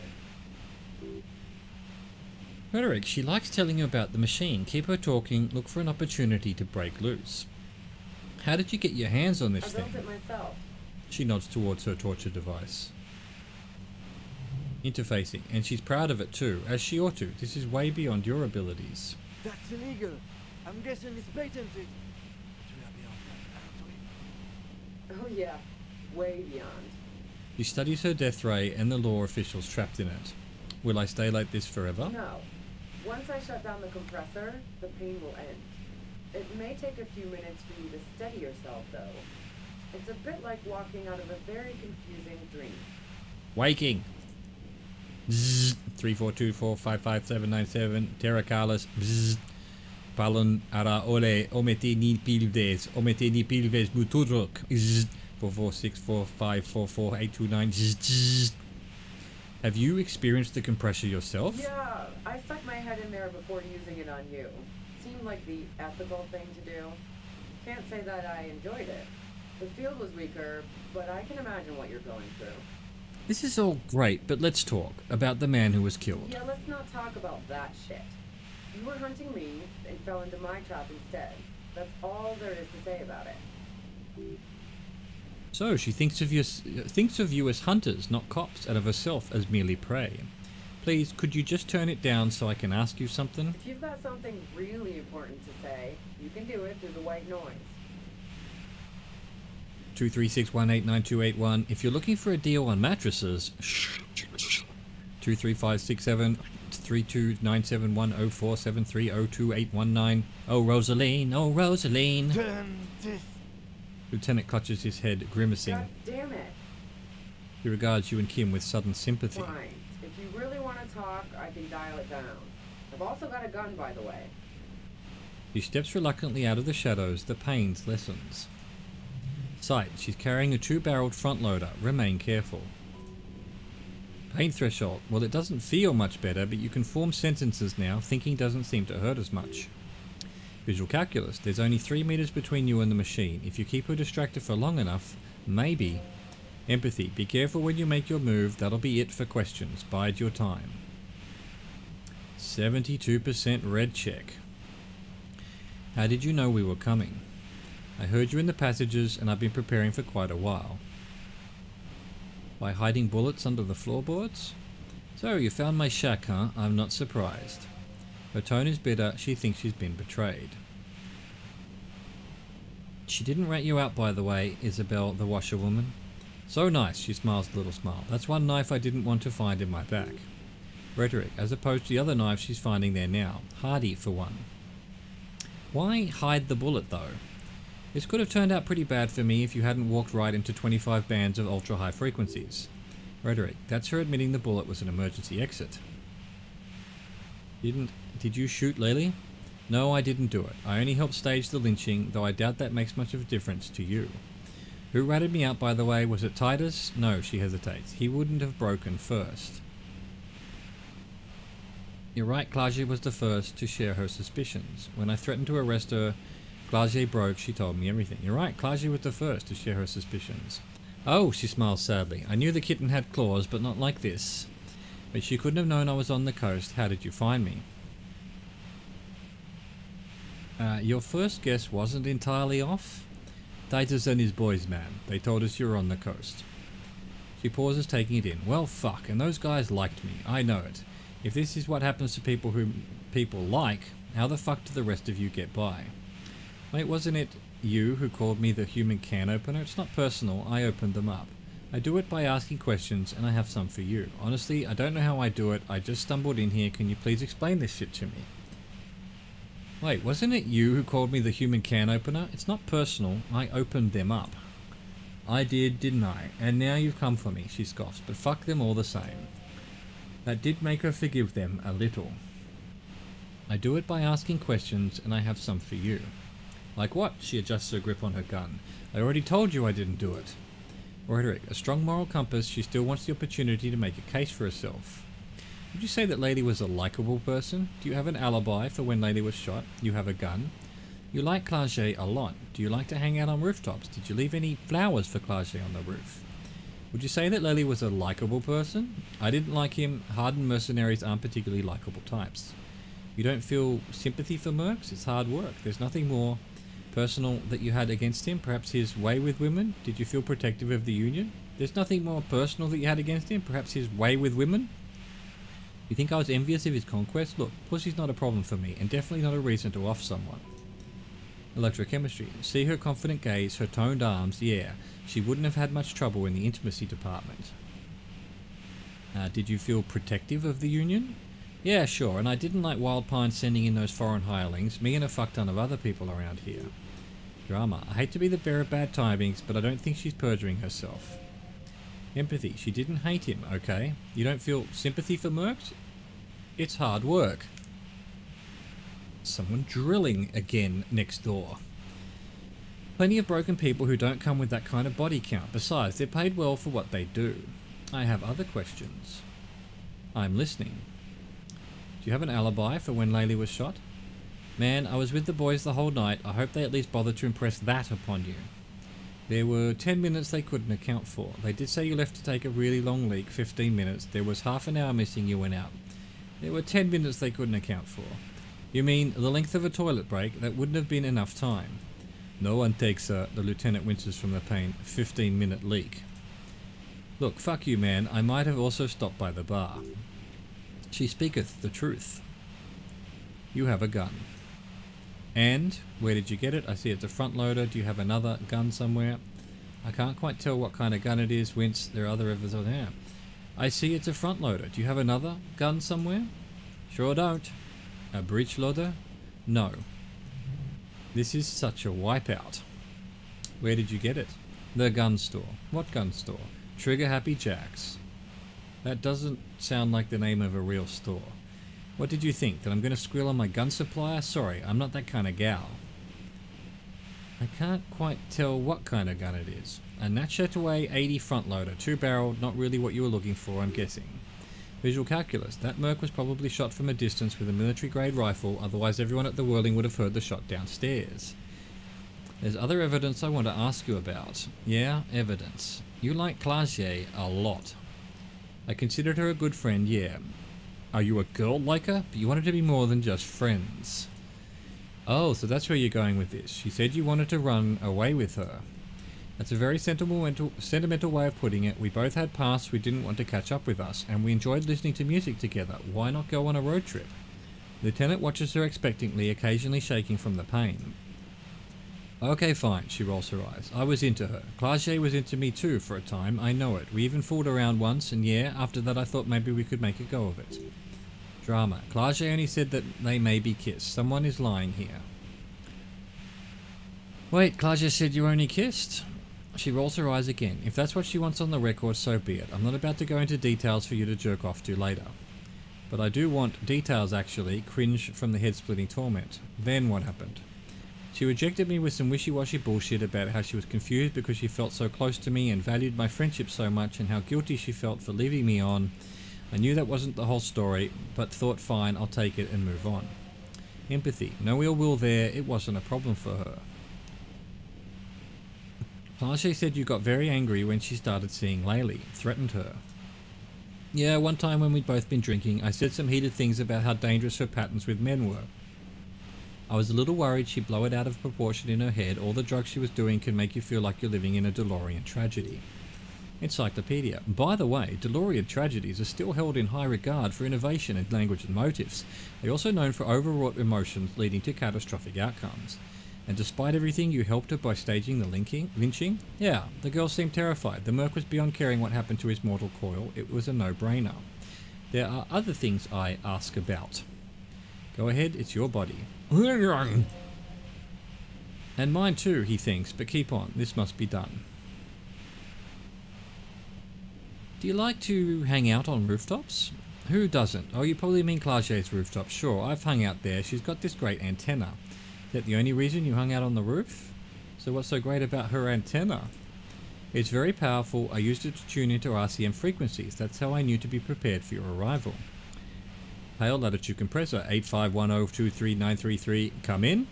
Is that the only reason you hung out on the roof? The view's pretty bomb too, but you might say the antenna was the main attraction there, yeah, along with Clagier. So you're sure you didn't shoot the merc from the roof? Yes, I'm sure, and anyway, as I said before, the shot had to have come from afar. Did you leave any flowers for Clagier on the roof? No, gifts of flowers and candy aren't really my style. These weren't just flowers, they're a symbol of revolution. Pushed through the pain, but Clagier was mourning. These weren't just flowers, they symbols of revolution. So now I'm leaving revolutionary symbols around, come on. But Clagier was mourning. I never did understand why, when someone dies, a hothouse's worth of flowers has to die too. Okay, so you didn't leave Maeve bells? No, I did not. Okay, take a step back. Yeah, where? More questions before doing anything. Alright, who killed the merc if it wasn't you? How should I know? As I keep saying, he already had a bullet in his head when I got to him, and there hasn't been any useful gossip over the radio. Sight. Those rings around her eyes, her tired voice. She's been staying up late listening in on the conversations crisscrossing Martinez. Police radio? You've been following the case? Who hasn't? She shrugs. You know, I can still see him there, in Clagier's room, lying on his side. He was still warm, but the bluish light coming through the broken window made him look as though he'd been dead for a good long while. What happened Sunday night? Tell me your version. She eyes you warily as though gauging your sincerity. It's okay. We just want to... He struggles to finish the sentence. Alright, don't kill yourself over it. I was shooting the shit with Hardy and the boys over a few beers, like always. Then Clagier comes in, all pale and shuddering. She sits down with a drink, trying to steady her nerves, so I grab a seat next to her. Wait, did she seem high to you? Clagier said you knew something was wrong immediately. Clagier said you knew something was wrong immediately. No, I really didn't. She's not that easy to read. I just assumed she'd done too much blow. It wouldn't be a first for her, but no such luck. She was in some deep shit. She asked me to come upstairs. The merc she'd been going with was lying on the bedroom floor dead. I knew she couldn't get the authorities involved, so yeah. You made it look like he'd been hanged. Clagier said you seemed to have a plan prepared when you got there. Clagier found it weird you came up with a plan so quickly.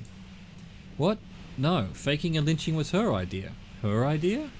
Yeah, in cold blood. It really surprised me how quickly she was able to get hold of herself once we got up there. It was like she was another person. The party girl was gone. She asked me to help her drag him into the shower so she could wind the shower head around his neck to fake lividity. Then she dressed him while I went to get the Hardy Boys. Drama. She lied to you about that too. Showerhead. Resourceful. Yeah, I wasn't sure whether to admire her or be disturbed. Do you think she killed Laylee herself? As I keep telling you cops, we didn't hear anything downstairs, no gunshot, nothing. But even if this is true, the lieutenant forces himself to finish the sentence. Weren't you worried this lynching might lead to war? She purses her lips. The thought crossed my mind, but the mercenary's death was going to have repercussions either way. Although, the way things are going... Drama. She doesn't want to talk about this, but not because she has something to hide. She doesn't want the guilt. She shrugs. Fuck it. I'm not responsible for these people after what they did to me. If you didn't kill him, why hide? I saw you roll into town. I wasn't about to stick around for questioning by a goddamn La Puta Madre agent. Reaction speed. So this is what she was scared to tell Titus. This cop. What do you mean La Puta Madre agent? She looks at you quizzically. Yes, you. Everyone says you're his peon, his human can opener. Okay. Through the sudden sharp pain in your head, you hear the lieutenant mumble something to himself. Hearing. Fucking hell, and why me, you hear through the white noise. Pain threshold. It's especially bad suddenly. Felt like a vein exploded. Who's everyone? How do you know this?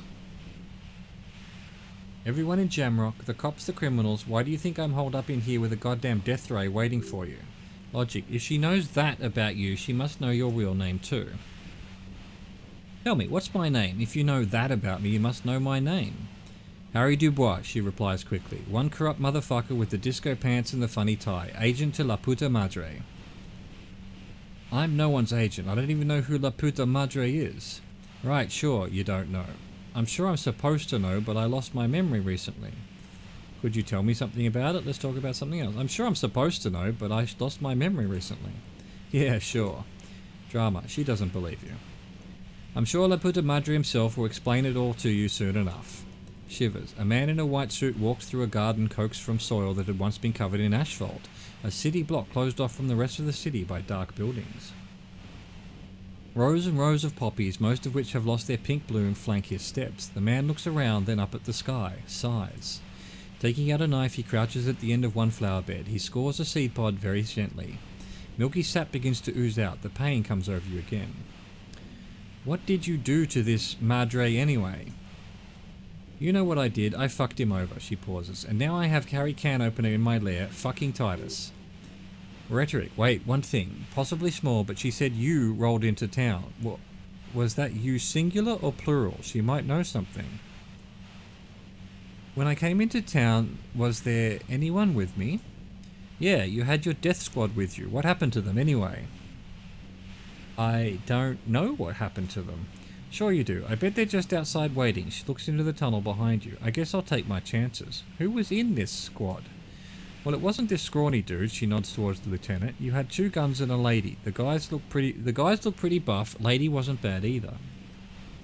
What else can you tell me? One of the guys seemed chipper, a blonde. The other had a brooding something or other about him. And the woman was the only one in uniform. All were carrying. She narrows her eyes. That sound about right? Logic. No idea who these people are, literally. Well, 2 of them are in the whirling in rags right now. Yeah, that's right. I was just testing you. They're right outside with guns. No, that doesn't ring any bells. Well, this has been a great talk, really, but I think I'm going to hit the road now.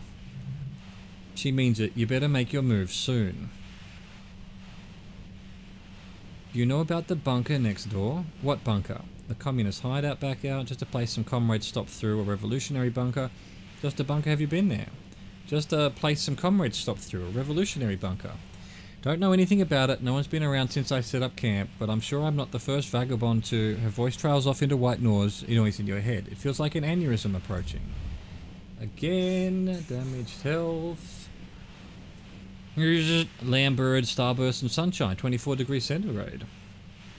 Continue. Savoir faire. Keep calm, breathe in. After the pain recedes, it's a little clearer. Momentary window of clarity. We've got 83%. We have to try it. Is that a yes? Use your gun, Harry.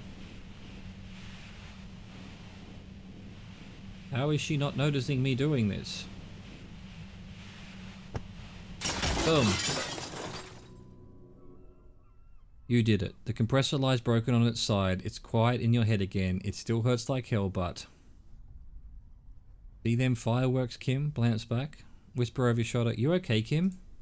Lieutenant Hunter's recovering. All good, officer. Be careful. She looks at the machine, assessing the damage. Her hand trembles. Ah, fuck it. She puts the barrel of the gun into her mouth. The red check. What are you doing? I think if I do what I'm doing, I'm gonna have to do this one. 83%. Convince her to put the gun down. Boom. Luckily. She's truly desperate. She thinks she has no other options. You need to give her options. What options? You know. Maybe I can still talk her out of it. Please. Just walk away. I wish I could just let you go, but I have to follow protocol. Please. Just walk away. She stares at you frozen, the gun still in her mouth, eyes filled with dark intensity. Then something shifts in her. Gratitude, doubt. She's still ready to go. Her neck and shoulders relax and her grip on the gun loosens. You don't have to do this. You're not cornered.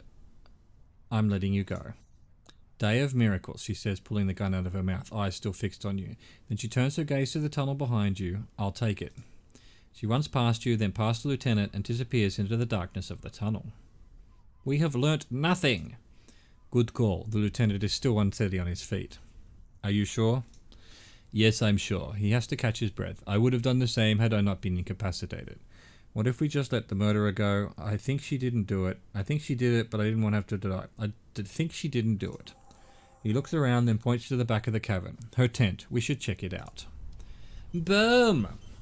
Well, that was exciting, wasn't it?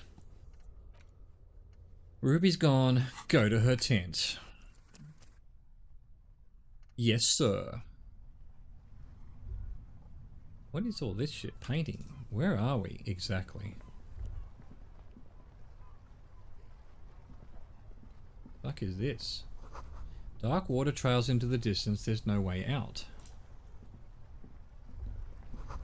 Cooking utensils. She has prepared herself porridge with bananas. Hey, +3 hells. Thank you. I needed that. Money. Instigator's tent. The plain red tent stands by dispassionately. Savoir faire. It was pitched by practiced hands she's used to camping out. Look inside. The tent looks old but well maintained. In the darkness of the tent, a rolled up sleeping bag, cooking utensils, some books, and a kerosene lamp. Smell. It reeks of cigarettes. Shine your flashlight on the books. Assorted soft covers, mostly pulp horror. A motor carriage lies buried in the snow on one cover. On another, a ghost airship. You see a collection of radio enthusiast magazines. The lieutenant peeks in over your shoulder. See anything? Sift through the magazines. Riga Monthly, Journal of Material Science, More Technological Digest. One of the magazines doesn't have images on the cover. It's not a magazine, it's a leather notebook. A notebook. Take it. You pocket the worn brown leather journal. We should read this immediately, like right now. Yeah, we should. Can I go up here? No, this is a dead end. Fair enough. You found Ruby's journal. Read it. Will do. Posure and shivers. I've already looked at this, haven't I? Yes. There we go. Book. Ruby's journal. A well-loved journal with a brown leather cover and the brand name Schneller embossed on the back. It seems to have served as a loyal friend to a lonely traveller. A thick journal. The cover is worn, like someone used it to carry it around in their back pocket. Examine the cover. It's made of full-grain leather. The lower left corner of the back cover sports an embossed brand name, Schneller. Encyclopedia. Schneller is a stationery brand from Gottwald, beloved among architects and engineers. She's got good taste and must have taken whatever she recorded here seriously. Unwind the strap. Move on. The journal falls open. About 2/3 of its ruled pages have been filled. Study the handwriting. The large cursive of someone who writes quickly and confidently. Interfacing, perhaps too confidently. Many phrases and even paragraphs have been crossed out with tiny corrections scrawled above and in the margins. Flip through the pages. It's a mix of logistical notes, diagrams, and personal reflections, all dated. It's good she left in a hurry. We could learn a lot from this. What kinds of logistics? Hard to tell exactly. It's mostly noted down in code. Looks like contact information, quantities, directions. There could be useful information about local operations in those notes. We have a junior sergeant at my station who's good with codes. I can give this to her after we finish this. What are the diagrams of? Esoteric radio technology. The most recent ones probably pertain to the latitude compressor, sketches, calculations of distance and density. You make out a familiar spiral shape. Anything personal? Short, wry observations of people and places, probably a way to pass the time on the road. Also, what appear to be attempts to sort through some difficult decisions. There are a few passages with many questions in them. How far back do the entries go?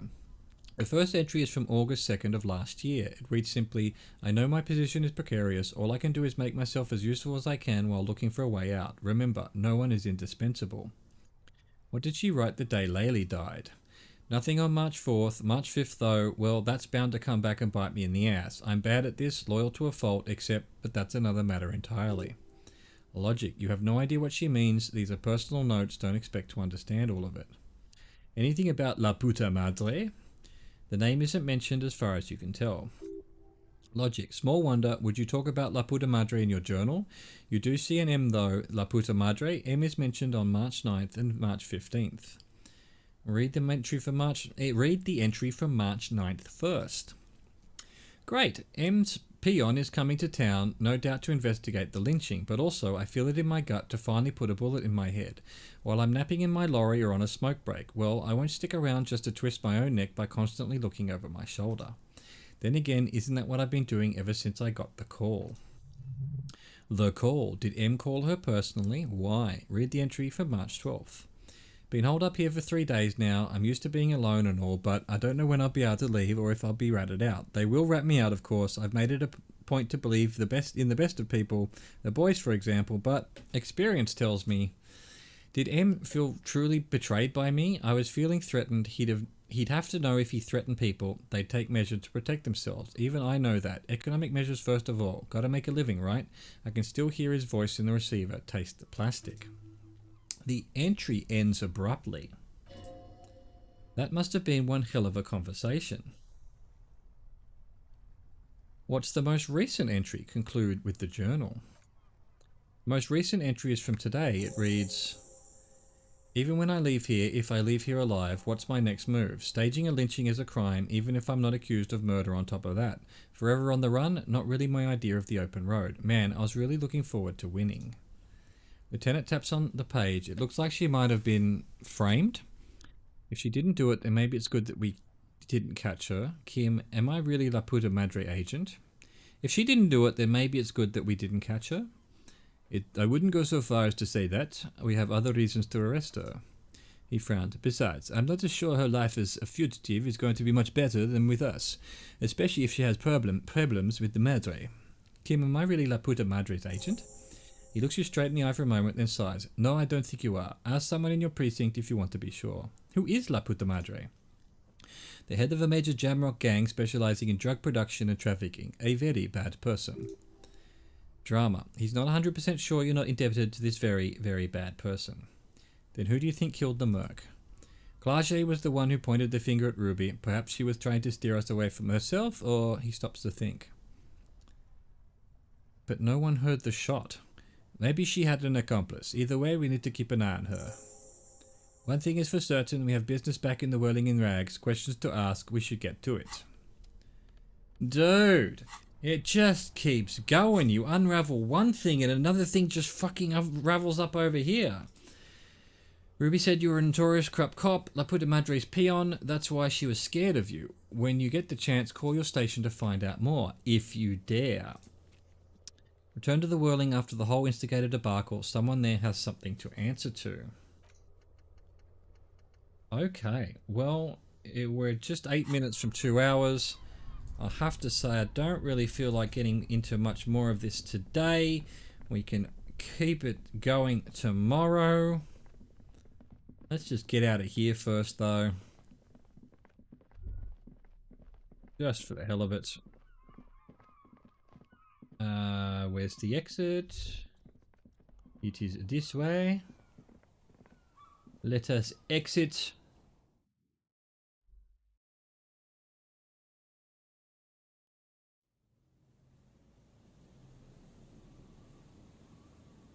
Alright, that's where I'm going to leave you, beautiful programs. I hope you enjoy the rest of your day / evening / morning / night, whatever it is. I'm off to watch Tenet for the first time. It was $3 on rental on iTunes, so why not? Haven't seen it. Not a big fan of Christopher Nolan. Well, I like his films, but I think he's very overrated. But Tenet looks like it's right up my alley. I have actually somehow managed to avoid all sorts of reviews on it, although I do suspect that people found it a little bit confusing. So, that's my life right now. Hope your life is enjoyable as well. Thank you for watching. Au revoir. Goodbye.